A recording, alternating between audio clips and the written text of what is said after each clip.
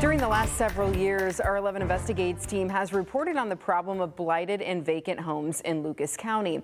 But now our team has uncovered another potential issue with the housing market, the influx of outside investors into the marketplace. Tonight at 11, lead investigator Brian Duggar will unveil what he discovered, but he joins us now with a preview. So Brian, how did this whole story get started? Yeah, it really was interesting. A woman actually reached out to me and she said, you know, I live in East Toledo and this house next door sold for $2.1 million. And I'm like, what? There's not a house in East Toledo that sold for $2.1 million.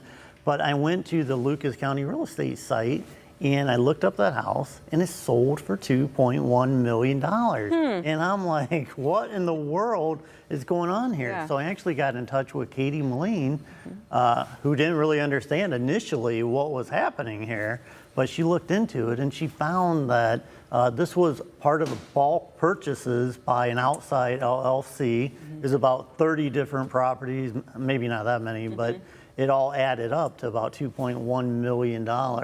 So then that kind of got the ball rolling, and I'm like, well, I wonder how many other LLCs own properties. Yeah, so when we're talking about outside investors, who exactly are we talking about? I'm assuming people who don't live here in the area.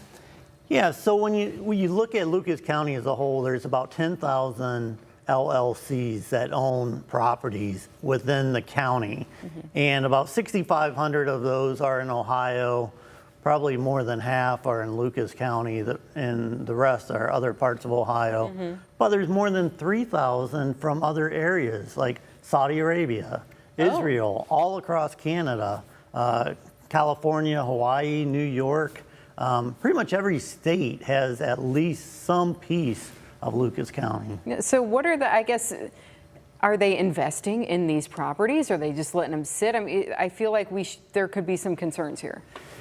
Yeah, so after I started looking into this, I found that there was a Baltimore, Maryland investor that had purchased 115 Lucas County properties, making him now the biggest property holder in Lucas County. And they were based in Lucas County, or Baltimore, Maryland. They also bought property in Cleveland and Pittsburgh, Detroit.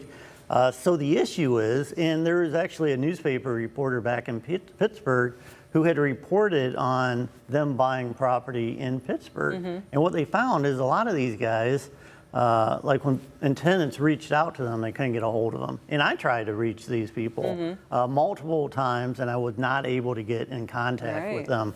So you're seeing people with slow to get fixes made to their house. But a concern for me is they're kind of squeezing out local home buyers because these guys have millions of dollars. They can bypass the traditional banking thing. They don't need to go get a loan. They don't need to get approved for anything. They're just, here's $1 million. I want your 30 properties. Wow. So when these guys own large amounts of property, they can control the rent that they charge in that. So that's a concern. Yeah. And, you know, we talked to an expert tonight who shares that concern. Yeah.